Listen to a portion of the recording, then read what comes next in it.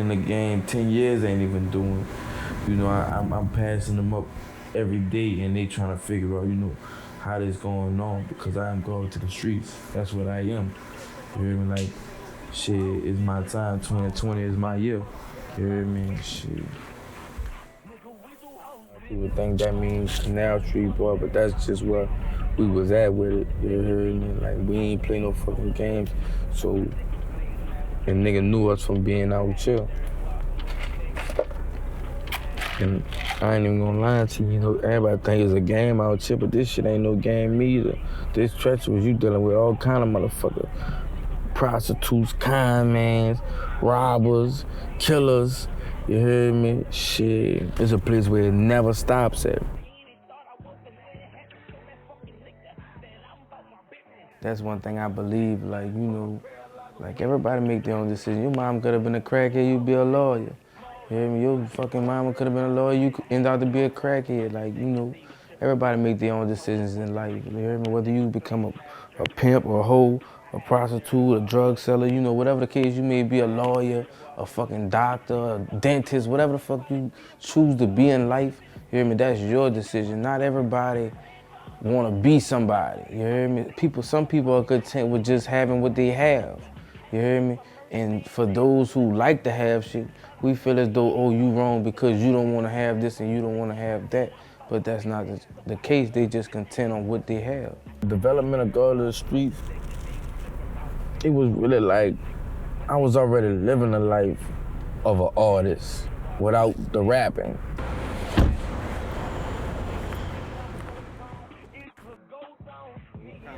Rest in peace, K, baby. Free J, you heard me?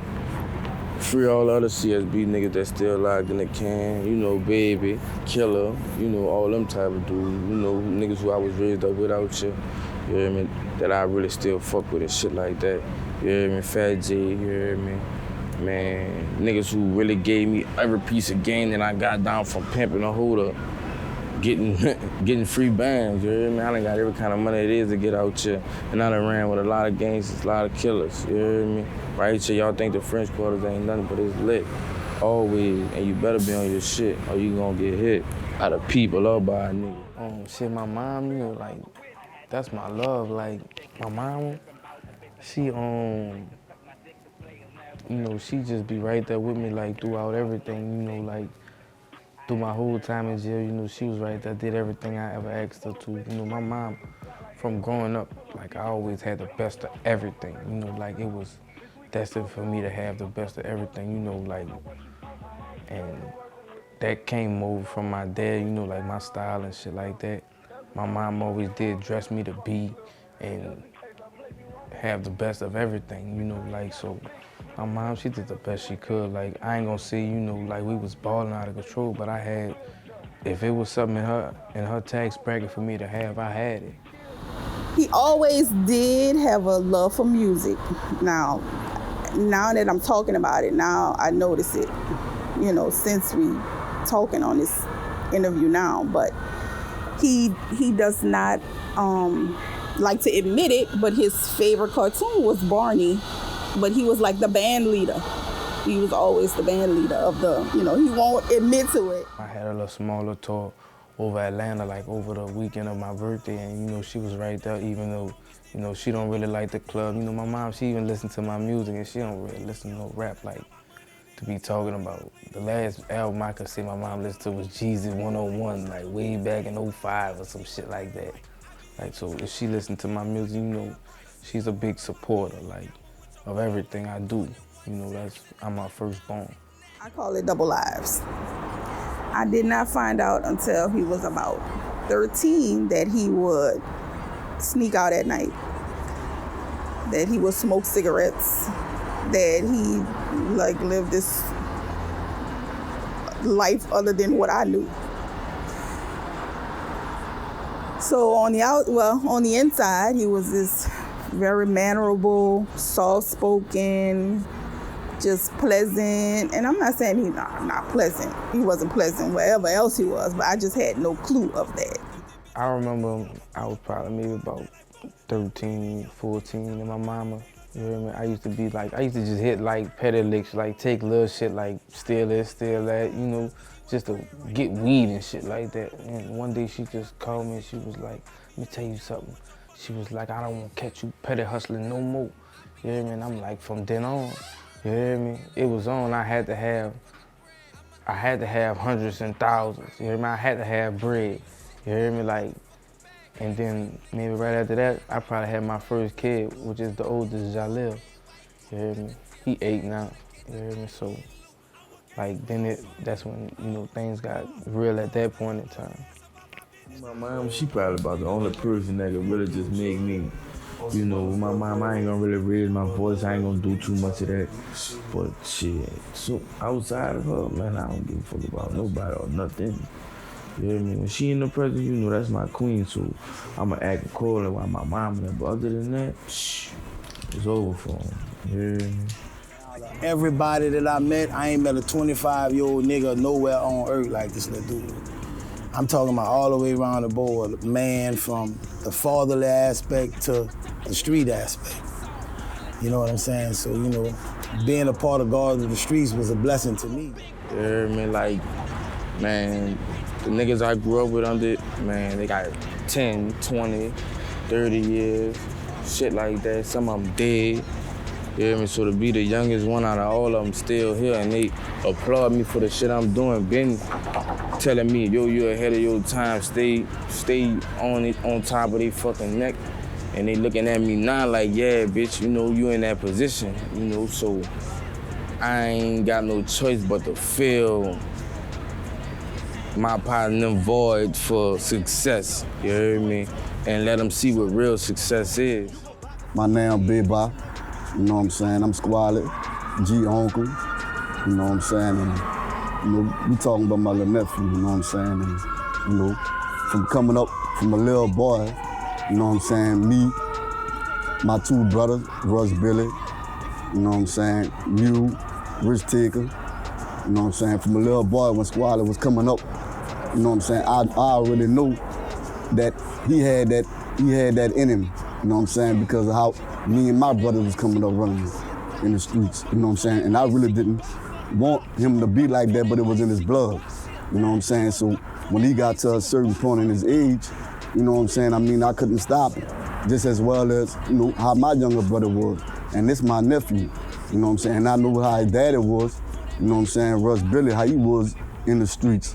So, I mean, that's his seed, you know what I'm saying? So I saw everything in my nephew, you know what I'm saying, what I saw in my big brother, Russ Billy, you know what I'm saying? So, you know, it was in him, you know what I'm saying? I already knew, you know what I'm saying? He already had the game, because the game was already, you know what I'm saying, embedded inside of him, you know what I'm saying? So when he came up, you know what I'm saying, it really was like a reflection of me seeing my brother in him, you know what I'm saying? So I already knew, as far as the God of the streets, you know what I'm saying, he was gonna be there regardless.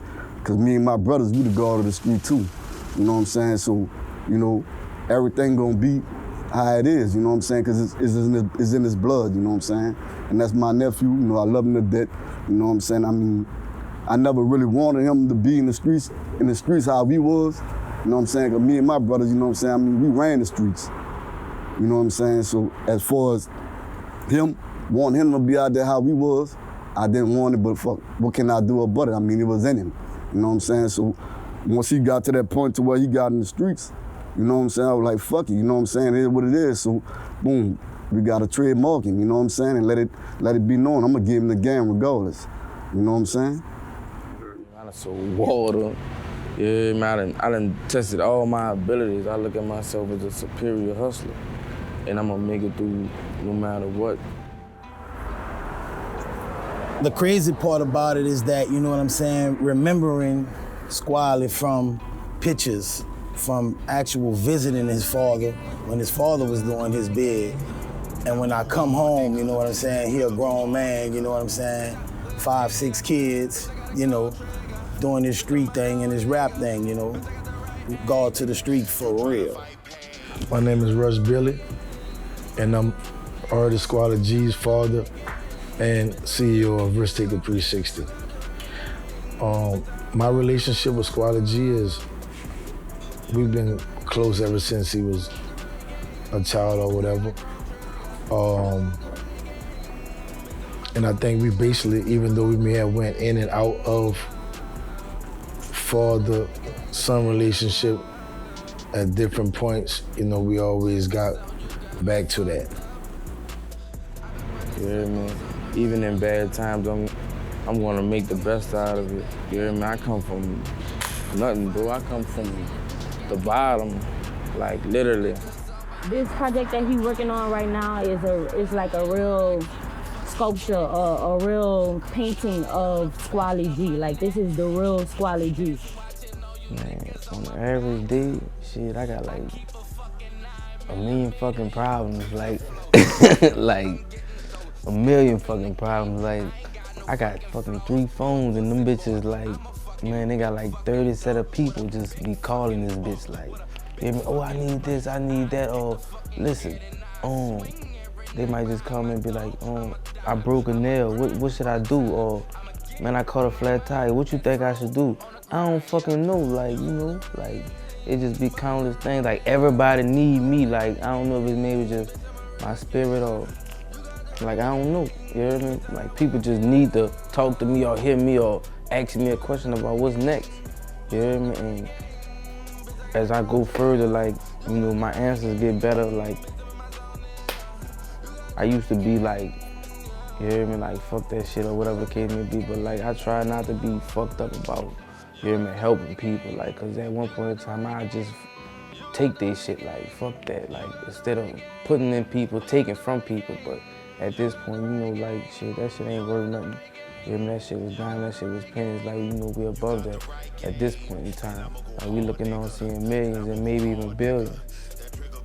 See myself in 5 years, like, shit, you know, like on Scarface, like on the cover, like, you know, like when they got that globe and they got them words, the world, like, the world gonna be mine and my team. Like, we ain't worried about nothing, we ain't threatened by nothing, like, we making the proper decisions and the proper moves to have us in a level so high that nobody be able to touch it. You hear me? And it's 360 over everything.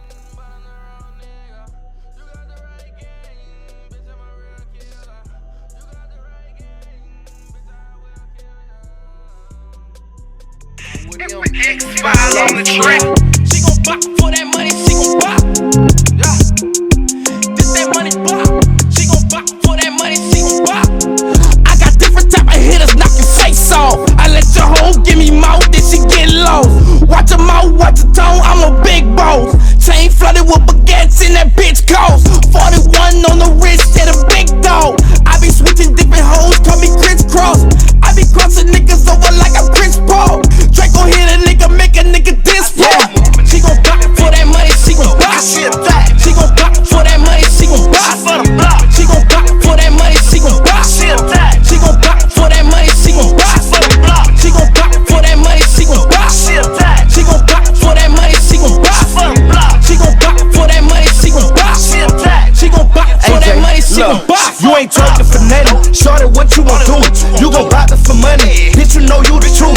I be counting them hundreds. I'm a boss with a juice. Them niggas talking too crazy. I dive on the crew. Why you all on my trail? Bitch, you know you a thot. I see you checking my pockets. Big bands to max. No, we can't talk on the phone. You can't come to my home. I can get it right here.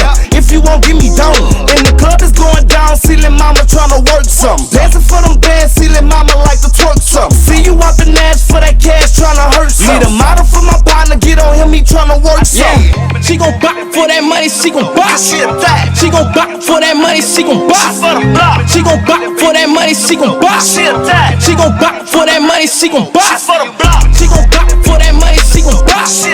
She gon' bop for that money, she gon' bop. She gon' bop for that money, she gon' bop. She gon' bop for that money, she gon' bop. I see you moving and grooving, little baby hitting the flow. Cause she gon' talking and moving, you tryna earn you some more. I see you moving and grooving, little baby hitting the flow. She gon' talking and moving, you tryna earn you some more. I see you moving and grooving, little baby hitting the flow. She gon' talking and moving, you tryna earn you some more. I see you moving and grooving, little baby hitting the flow. She gon' talking and moving, you tryna earn you some more.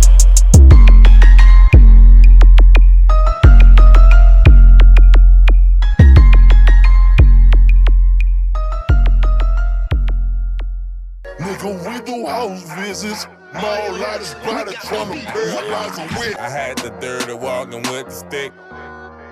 I had the dirty walking with the stick. Big supper, no rapper, Squally G, the fucking God. Beats in the streets, cause I sling that motherfucking rock. How you get it out the mud and you ain't got no shovel? Never. Me and Real sliding in the